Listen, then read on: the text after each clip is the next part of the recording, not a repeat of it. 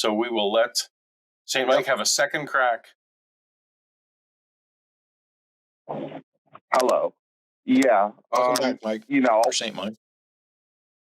Yeah, originally I wanted to talk about the Constitution, and, I only changed the answer because I believe, Matt dropped off, and I know that, Paul, you're a Canadian, so I was afraid, you wouldn't maybe have a full grasp Which on the one you want to do, Constitution. St. Mike? You want to do the Constitution? You want to do something else? Matt's here. You can talk Constitution. Oh, yeah. Okay, let's talk the Constitution. So, Okay.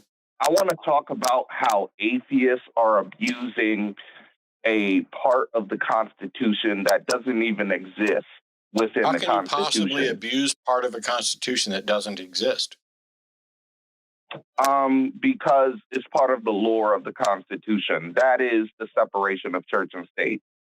Okay, but it doesn't exist in the Constitution with those words, but the concept, so the phrase separation of church and state was actually initially coined by a Baptist minister, but the First Amendment to the United States Constitution, which was written by Madison, offers protections, and then Thomas Jefferson, in his letter to Danbury Baptist, coined or used that phrase, separation of church and state, to talk about what that essentially established. And then, over the course of many legal pursuits like Reynolds and Emerson, the Supreme Court codified that concept. So while the Constitution does not use the words separation of church and state, the concept exists there and has been recognized by the Supreme Court multiple times. How is it an abuse? How is it an abuse by atheists to cite legal precedent from the Supreme Court? Well, the concept evolved over time, but originally the intent of the founders wasn't the idea of the... Say, Mike, my question was, how does citing Supreme Court precedent amount to abuse? Well, it's because they're using it to discriminate against women with hijabs. They're using it. I'm sorry, St. Mike, but you're wrong. No one is using. They are. No one is using. Atheists are not using the Supreme Court's precedent to discriminate against women with hijabs. They are. No, they're not. They're doing it. I mean, they are. They're not. Okay, they're not. You want to keep doing this, or do you want to actually cite some fucking evidence? I mean, what type of evidence do you want me to cite? I mean, I can cite you a case. Let me put you on mute, as you've been sitting here for 49 minutes, and you clearly don't know how conversations go or how the Constitution goes. So the concept of separation of church and state is enshrined in the Constitution and in the discussions about the Constitution and in the letter to Danbury Baptist and in the Supreme Court transcripts for a number of different Supreme Court cases. Now, when atheists, who, by the way, aren't the only one who use the separation of church and state, the separation of church and state protects everyone. It protects the state from being overly influenced by religion, and it protects religions from being overly influenced by the state. That wall of separation is what allows people to have a variety of different religions and to practice them right up to the point where their religious freedoms impose on the rights of others. It is not atheists who are using the First Amendment. It is everyone who's using the First Amendment. And it is not abuse of the First Amendment to properly implement church-state separation and cite Supreme Court precedent. And if Anthony Seidel were here, if Andrew Seidel were here, who's a constitutional lawyer, I guarantee you he would back up pretty much every word I just said and laugh at the notion that you think atheists are using it to go after Muslim women. All right. So that was a very insightful sentence that you spurred out, but I just like to give the... Oh, I'm sorry. I need to mute you again because you had asked me what kind of evidence you need to present. And I interrupted to let you know that it's sad that you don't know how this stuff works. When you have a position, You need to say, here's my position, and then here's the evidence I have to support that position. It's not this is not the way things work to say, I have a position. What evidence would you like me to present for it? That's not the way any of this works. When you step in and when you go and argue in front of the Supreme Court, you don't say, Your Honors, I don't think there's any such thing as church-state separation. What evidence would you like me to present? Because the court will look at you as if you're a lunatic and will say, present the evidence that you find convincing and compelling and that you feel the court should find convincing and compelling. So you shouldn't be asking us what kind of evidence to present.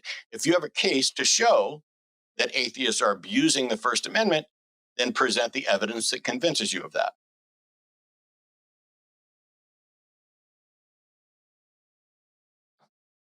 Got anything? I think your phone might have timed out. You're on the web browser. You have to tap your phone. And Hold on. Yep, I hear you now. I hear you now, Mike. Thank you. All right, you can hear me? I'm sorry. Yes. I live in the woods. But yes, there was a case that comes to mind where Nike banned the hijab, and it actually went to the Supreme Court, and they banned it, used the idea of separation of church and state, and they eventually lost. They eventually lost in the Supreme Court. But that was one example. Who lost? Who lost? Pardon me? Nike. Who lost?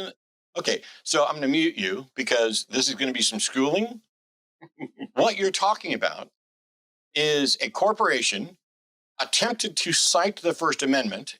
I haven't looked at the exact case that you're talking about. I can go look it up later, but I don't need to because I already knew you were wrong.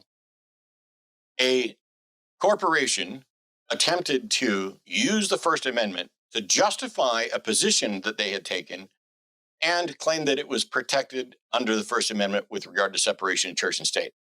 The Supreme Court shut that down. I'm going to ask two questions. They are yes and no questions. Here we go. I'm going to wait for the beep. Is Nike atheists? Yes or no? Yes. Okay. Did the Supreme Court defend the woman's right to wear her headdress? Yes. Okay, so on your first yes, you're wrong. Nike, I'm not Nike, and Nike isn't atheists. So you don't get to say that because Nike did something, therefore atheists did something. I have no idea what the religious affiliation of the individuals at Nike who did this were, but that doesn't make it an atheist thing. But second of all, since the First Amendment was properly protected and church-state separation was accurately defended by the Supreme Court, this is not an example of anyone, atheist or otherwise, misusing the First Amendment. This is an example of the Supreme Court rightfully defending church-state separation. Also, do you have a name of the case? Because all I can find is that Nike makes sports hijabs, and they have been facing nothing but backlash around the world for making hijabs. And I cannot find a single case where that involves Nike with the Supreme Court. So I'd love the name of the case. Yeah, I think you're absolutely full of shit because when I Google Nike Supreme Court, there are no cases that show up. So not only do you not know about what the First Amendment is, but whatever case you're citing, and your phone's probably silenced again. All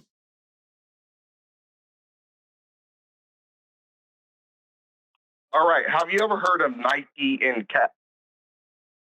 Hello? Hello? Oh, hello? Can you hear me? Yeah, we hear you now.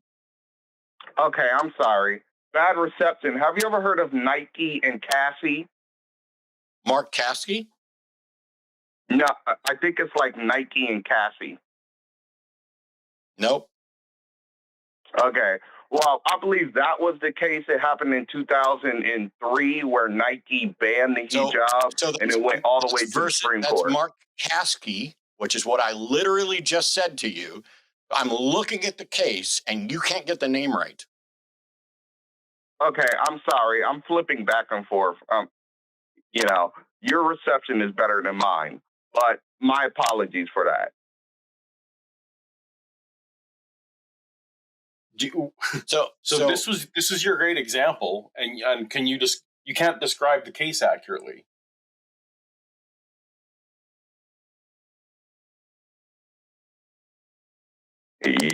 Your phone's muted again. So what happened here is that Mark Kasky tried to sue Nike, and Nike tried to say that the lawsuit was barred by the First Amendment, but not the Establishment Clause. Yeah, you don't have a clue what you're talking about. We're just going to move on. You can't figure out how a phone works. You can't figure out how the First Amendment works. Wait. My Canadian friends understand all of this, including the lawsuit, better than you. So, wait, can I talk about other examples? No. Let's just jump off. That's my first hang up. Whoop. Your first hang up? Well, Jimmy only recently gave me calling studio control, so I haven't had the buttons to actually do the hang-ups. Oh, technically, you might not have done that because I clicked her up. Oh, I see. Oh, well, there you go. I'm just going to imagine that I had one. We also lost call, and then when we're done, we lost a theist caller. All right. Yeah. The theist who had called in, I'm just going to address that real quick, and then we'll go on to Muhammad as the final call for the show. Somebody called in and was like, "Oh, Matt, can you demonstrate that you're actually in pain?" Technically, no. Demonstrating that someone is actually experiencing pain is incredibly difficult to do, and it's possible to fake it because this is about an individual's perception. However, almost everyone understands that pain actually occurs because almost everyone has experienced pain. And we can tell through test protocols whether or not someone is feeling sensations and to what extent they're feeling sensations. You can block off where they can't see. You can poke them in the foot and just have them say, "Tell me when you feel something. Is it sharp? Is it dull?" And you can keep going that way. When my dentist was numbing me up, which we do because we understand and know that there's pain, when he put the first shots in, I reacted exactly as someone who was experiencing pain. And all of the available evidence suggested that he would be right in the fact that I'm feeling pain.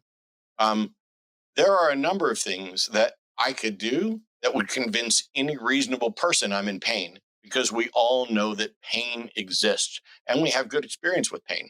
And I would argue that because I have evidence that all of my teeth, but 4 of them, were yanked out of my head on Wednesday, and then they were replaced by dental appliances, and I was given pain meds, that only an idiot would think that I'm not actually experiencing pain when I say I'm experiencing pain.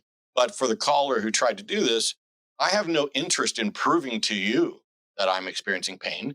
The only person that I need to convince I'm experiencing pain is perhaps Arden in order to get a ride to the urgent care facility, and the physicians who are there who are going to prescribe me the pain medications. There are people who seek medications for pain, and they can be deceptive. There's nothing about the statement "I'm feeling pain" that in and of itself confirms it. But you know what else we know about? We know about phantom limb syndrome and mirror neurons. We know a great deal about pain, but we don't know enough. But at the end of the day, if somebody says, "I'm experiencing pain," and you say, "Can you prove it?" you're just a dick. Hey, come on, man. We gotta promote that clip we all just watched. Well, I'd rather not shill. Okay, well, Daddy has a $2,000 a month Red Oak habit, and I am your production god, and you will shill when I tell you to shill. Dance for me, baby. Go, God damn it. Why did my life come to this? Go to patreon.com/call-the-line and donate. God damn it. This is what happens when we let live chatters write our scripts.